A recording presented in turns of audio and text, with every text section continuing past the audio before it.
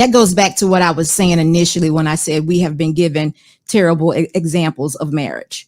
It is terrible to be with an individual for 50 years and you give them your all and then they're married to someone else. What example did that set? So for me, marriage is becoming one with another person. I take it really serious. And it's actually a covenant that I have with the Father, the Creator, God. And it's also about the commitment that I have with my husband. I'm daily making my marriage what I want it to be. I'm not allowing the world to dictate what me and my husband do in our marriage. It's all about us.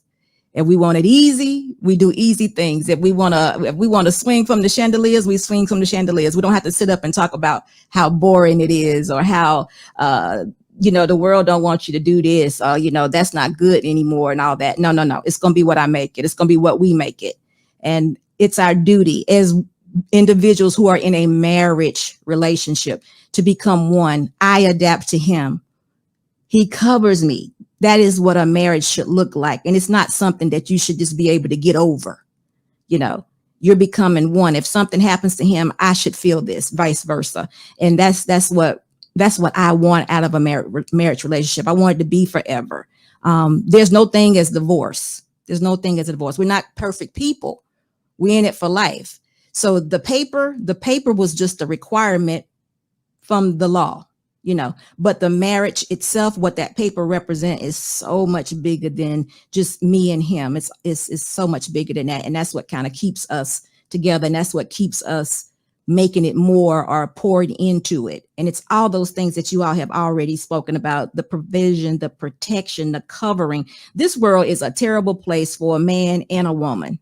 And if you allow it to rule your marriage or influence your decisions, you will be jacked up. And again, not a good example for the next generation.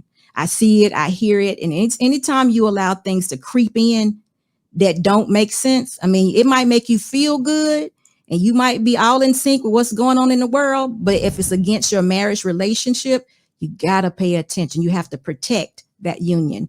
And that is what marriage is to me. And then I think for some people, totally agree. But I think for some people, I think the loose term of, it's just a piece of paper kind of fell in kind of retrospect. Well, people look at it and say, hey, this is how we are, because a lot of people put so much emphasis on a relationship, whether it's boyfriend, girlfriend, fiance, or whatever the case may be. So many people hold that status in such high regard and they falsely think that there's some security in that. But until you legally say, I do, guess what? I ain't got to meet you at that altar. That man, that woman don't have to meet you there or beat you there. That individual can walk away at any given moment and change their mind up until that point. But a lot of people feel so secure in, that's my fiance. Oh, yeah, that's my queen. That's my girl. And they want to hang on to those titles. And they have a false sense of, this is just a piece of paper. This relationship is going to remain the same, whether we're in this status of fiance, girlfriend, boyfriend, or whether we're in the status of legally being married. And I think that's what people falsely think, that, this is just a piece of paper. This don't change who we are and what we're doing. But it does in so many ways. And we talked about this previously on one of the other panels when we were talking about financial security and having, whether or not to have one account versus two account. And then we went deeper into that conversation and started discussing when people passed away, whether or not a will was left. Auntie Randall said it perfectly. Somebody was with somebody, never got married, so everything went to that previous wife. Things like that happen. And the security in having and actually wedding someone, you find that security. But even in that, still have a will.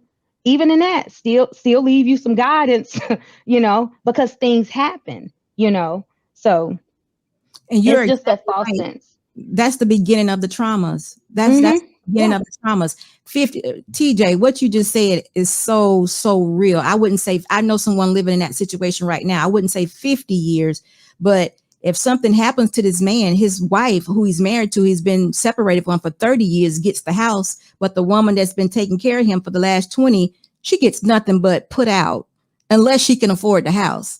That means she would have to pay the other. Wow, that's trauma. Ladies, if you're like this young lady just said in the chat, 10 years in, 17 together, are we teaching Are we teaching the women out here now, the younger women, that the vows are very, very important? Because Security Boss, I want you to go first on this one, because I know how you think about the vows and how serious they are for you. So we'll start with you, and we'll move around here with all the other ladies. But are we teaching the seriousness of vows? Do we even believe in those vows? Are we committed to those vows? No, those vows are subjective as long as it doesn't apply to me. But I'm going back to what Cannon said. Cannon said it best. We have expectations, or we're looking for a guarantee. A marriage is what you make it. Your husband nor you are perfect. And if your vows, and if it's based on a commitment and a covenant to someone else, the creator, and it has a foundation, I don't know your situation, but I probably wouldn't have gotten divorced, because 10 years, I mean, you know what? We got to be real about this. We got to take accountability for what part we played in that 10 years that, I don't know. It fell off, but whatever reason, I have to take accountability for what I did or didn't do.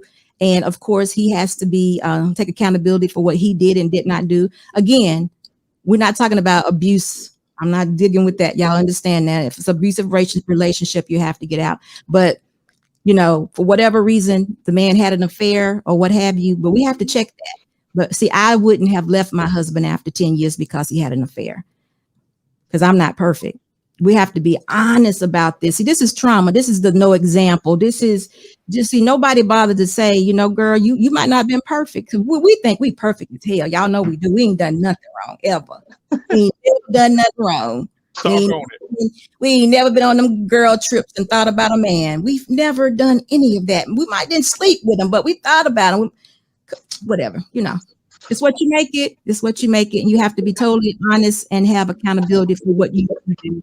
And like I said, every day you should be trying and making your business become one with your man, and spend your time, your free time with your man and not your girlfriends. And I say this all the time. So Coach K, I'm not agreeing with you on the girlfriend situation. The friend tip, I'm done with that. Friend and family, no, that doesn't work for me. For the most part, not all your free time now. He always here. God, I don't do the friends and family. Y'all, you know what? Each is to each his own. But I just try to keep my marriage intact and protect it. And I don't do influences well. And TJ done heard me say this a million times. It's just I've seen so many things happen around me or on the outside. I hear so many complaints from different women and men about things that have happened. I'm just like, wow, it's real. It's a big thing. It's influence, and it can just sneak in. And once it's in there, the eyes get the rolling and roaming. And you'll just hear, you don't even know it until they already messed up. You don't even know. This show is about to take a turn. So we have a lot of conversations. I've heard a lot. I know a lot of you guys probably heard it about girls' trips and circles and the women that the ladies hang around. What do you guys, when you're married, do you think that girls' trips are important? Do you think that's something that women need? Do you think it's okay for women to go on girls' trips when they're married? That's like a thing. Girls' trips, like people being like you can't do it or something. Like I don't know. For me, I just feel like we are all adults. So like my husband can go on guy trips. I can go on girls' trips if I wanted to. Like it's about, I think, trust in a relationship and intention. And it's also about, you're an adult, right? So no, like I hear what family values is saying, like you're out drinking and doing things like this. Like I'm always well aware of my surroundings. So it's certain ways that I'm not going to behave and not going to be in certain spaces. But I think just to have this blanket idea that people shouldn't have time away from their spouses ever, or, have those larger networks, like even if it's like family members go on a trip with whatever, like I don't think that it has to, for me personally anyway, I don't think it has to be that strict where it's like, no trips with your, like, especially you're going to be married forever. Like forever? I can't never go on a girl. Like I can't never get away from you for a second. Come on now. So yeah, go on the trip with your husband. You don't have to be stuck in the house. With him, the kid. Sometimes you need a break. Sometimes you need a break. But that's what I mean about trust and intention, right? So I guess people cheat, people do stuff all the time, but you can't. That's what I mean. Like, you can't operate or base your relationship in fear. And I'm not saying anybody's doing it. I'm saying in general, people like no guys trip, no girls trip, just generally because they have a fear that their spouse is gonna cheat or do something they're not supposed to do. If that's the reason, then it's like they could do that anyway. There are other reasons. That's what I was just gonna say. Network and spend time with people outside of your spouse, other than somebody trying to cheat on you. Like, there's genuine reasons why people will want to do it.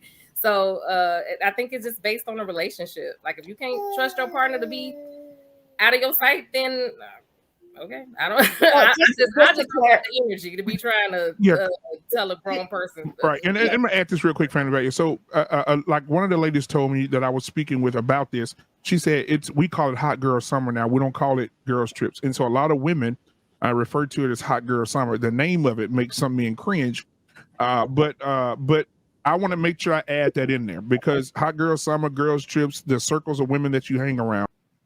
Okay, so what do you think that we're saying? Because I think that way. I don't do single girlfriends. What do you think that we're saying about you? Oh, if I did that to you, I think, how did that make you feel? It lends itself like they would think that I'm a bad influence. I'm gonna do all this reckless and irresponsible stuff, and I would put them in situations that they would have to explain. So what if it was just simple as TJ is single with a totally different agenda, totally separate mindset, and I am married and my mind is totally different and my concerns are totally different from TJ's? What if it was just that simple? Nothing negative. It's just that your thoughts are totally about you. Whatever you do in the morning is about you. Whatever you do in the afternoon is about you. Whereas me, my thoughts include my husband and my family and myself. Meaning, just say, for instance, you might call me and say, hey, can you go get some Starbucks? And I'll be like, no, I can't do that because, girl, that'll be all right. What if you just said that? You see how innocent that was? You see how innocent that was? You'd be like, but here's the thing. Security balls. If that was the case, it goes back to the character of your friends and the people you surround yourself around. I'm a single woman, and I can attest to how Terry felt, how her auntie felt. I'm a single woman. I had recently divorced, and this was when I was still in Louisiana. My son had just started a new football team. Okay, I'm surrounded by beautiful Black queens. Some of them are married, some of them in long-term relations. We're all down the sideline. Now I'm fine as a nice bottle of red wine. You hear me? But I don't think, I'm not bothering nobody. I'm out there thinking to myself, oh my God, look at all these beautiful queens I can connect with, because this is a new space for me and my kid. But I'm not getting invited into the things. They say, oh, we're going to have this, Miss Smiley, you want to come through? And I'm like, yes, please invite me. I ain't getting no real invite because I'm single and they married. And of course, they husband got wandering eyes, so they can't trust me in the circle. So that's an individual thing. You get what I'm saying? So how did that make me feel as a woman with pure intentions that are just trying to surround myself with strong queens? And here it is, my own sisters are looking at me like, heck no, I ain't trying to get close to you. Those are individual insecurities. And if you have friends in your circle who have intents, when you say, hey, honey, I ain't going to be able to go out because I'm going to cook my man something to eat. And she said, girl, I ain't going to worry about that. That ain't your friend. Mm-hmm. Because right now to this day. Queen, that's not true. That's not true, because that kind of influence, listen, that kind of influence will slide out. Listen, it could be so innocent. That type of influence. I just gave an example. Girl, come meet me at Starbucks. No, I got to cook dinner. Girl, you can cook in a minute. That's not your friend that say you can cook in a minute. I'm sorry, security boss, because I'm still single and my friends are married. But listen, I call her and she say the same thing. And I say, well, girl, go ahead and take care of Tony. Call me later. Yeah. If I'm on the phone and I hear her in the background talking to her family, guess what I say? Girl, go ahead and take care of your family. Call me back later. That's what friends who understand the dynamics of a marriage, that's what they do. They scale back. Ain't no friend. And I'm telling you, friends, if y'all done did the shady stuff before, you're not a friend. If you done told your married friend, girl, don't worry about that. He'll be fine. No, he won't be fine. Let that queen take care of her king, because it's not all right. Okay, so Queen, guess what? Queen, you agree with her. What I was gonna say is that any single friends that I've ever had, like friends, like people who I consider close enough to me to be my friends, they be more about it than I be. They be like, girl, you better go do your husband. I be like, okay, girl, I don't even care. Like, stop. But like, so it is about your integrity and the integrity of the people that you surround yourself with. I just genuinely think it is. I know that it's people who are like that. But then I think that speaks to, you know, what's your circle? Who are you? Them. Okay, so listen, we're talking about something as small as, well, wait, let me say this before I forget. Queen, that could have been because you have been married before. So I don't know how long, because I often ask this question. Can a married woman that's been married, can she be a single woman again? Can your mindset go back to being single? I think that would be a very difficult thing. So that may be that may be who you are. You understand what I mean by that? Mm. We're married for so long, you may not ever regain that single mindset again. I don't know that, but that's been a question that I've been asking other women. Can you really honestly go back and be a single-minded person again? I don't think you can. So that's just that. You're still going to be a nurturer. You're still going to be a nurturer. I have no idea. You can go back to being single. You are single, but do you really put yourself first all the time like a single person that's never been married does? Not when you have a family. Not when you have a family, but when it comes to a relationship, a lot of men, even in me dating in this space now, a lot of men call me selfish and stubborn because I'm a me person. I'm a me person. If it ain't benefiting me, if I don't see no future in it, I'm not doing it. Well, and I ain't gonna. That's a question I've been wanting to ask people, but let me get done with this. TJ, I was gonna go back to TJ. I'm thinking about the after security boss have your wives, you are gonna hop in there. Oh, let me just answer this question and I'll be done. Going back to the Starbucks, that girlfriend, that single girlfriend that asked you to meet her at Starbucks, she never had in her own mind, in her own consciousness, she didn't have any intentions. She just wanted you to meet her at Starbucks.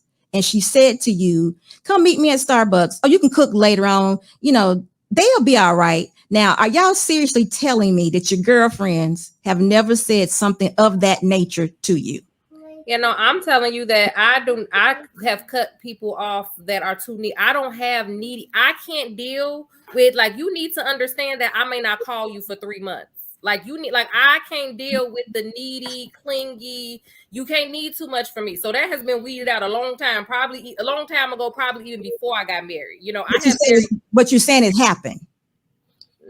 I mean, at some time in the past or somebody been too needy or something, like maybe a long I don't know if it's time ago. I don't know, but that's been weeded out a long time ago. Because again, I'm not about to be dealing with nobody who think I'm gonna prioritize nothing they got going on, period, point blank. And if you can't understand, we're all adults who got our own separate lives going on. I'm not even in that in the first place. Like, I'm not. Like, well, I'm just telling you. I guess too, when I think about the trips that I've gone on, like I said, these are women that I've known for like 20 years. So it'd be different if, you know, if I hung out with women that, you know, I may have just connected with in the last 5 years. I mean, that's completely different. But again, these women, they've been in my life since I was like, you know, a young 20-year-old. So like I said, I'm just glad that they didn't take, because some of them were married. I think 2 of them were married, and then I wasn't, and another one was. I'm glad they didn't think, well, we ain't inviting Terry. She can't come because she's single. I'm like, let me say this real quick. I'm just trying to say, I'm trying to get y'all to see that there is a major influence that's different from a single individual. They don't understand how you live. They don't understand what you need to do. They don't understand anything. And it may just be selfishness in the moment. It could be something that is so subtle that they don't see it, and you may not even see it until somebody points it out. Because you all are saying that you haven't. Well, I'm not sure, Ken, and I don't know if that was a no or yeah, it was a yes, but I dealt with it a longer time ago. I don't know if it's a complete no. I'm not sure, but I've seen it. I see it all the time. And I don't think the women actually know quite what they're doing. They just want what they want. And I'm telling you, it's an influence. And when you have influences, it will deter you off of what you're supposed to do. It comes in very subtle, very subtle. It ain't got nothing to do with your husband with the wandering eye. It may not have anything to do with that. I'm just telling you guys, influence is real. And just like we get wigs, we get our nails done, we buy different color lipsticks. We're getting this because we're influenced by something. So don't pretend that influence doesn't help us make our decisions. And all I'm saying, and I'm with family values on this, I just guard and protect my union with my husband. So I do not, and I'm gonna answer the question, I'm gonna be done because I actually got to go. I do not go with the single girlfriends. I will go with the mother-in-law, other couples and things of that nature. But the single, I love my girlfriends that I've had in previous years. I still may talk to them here and there, but we're not hanging out. And they didn't do anything, but I'm not gonna, I've been in a situation where I got too comfortable and they did do something. And it could have been something as simple as sending me a D-pic of what they did that Friday night. Now, do you really think that she thought she was harming me? Yeah, that sounds like an overstep of boundaries. Why is you No, that wasn't the question. No, listen, I'm saying, do you really think that she thought she was harming me by doing that? I mean, who you thought I was is the question that you sent me. But that's still after the fact. It's after the fact. It's after the fact, but then also birds of a feather flock together. At some point, y'all had a connection to where that was appropriate, and now that you're married, absolutely.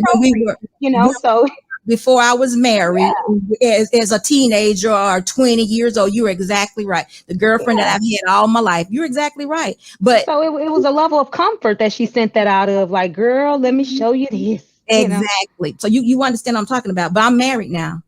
She wasn't trying to have a bad intention. It's just those things happen. It's all I was trying to. That's my only point. Influence is real, and we got to keep it. We have to. Let me just say one more thing. You all are beautiful women. Men want you. And I don't want y'all to pretend that y'all don't want men, or you don't see an attractive man, or that you won't take note to an attractive man. Because I know for a fact, I see good looking, smelling good men all the time, and they're out there. So don't be weak and let one say, because nowadays, they can slide into your DMs and they don't need to have your phone number. All they got to do is push a button. And if you and your husband are at a bad moment or a weak moment, you might have one conversation, or it might end up being two. This ain't got nothing to do with sex. It's just you're entertaining things. And I'm just saying, be careful. And this is what keeps me. And I think that's probably along the line. Family values didn't go that far, but it could go far. And, this is why, going back to what I can't remember the young lady said about the cheating and all of that, it all starts somewhere, y'all. It just starts somewhere.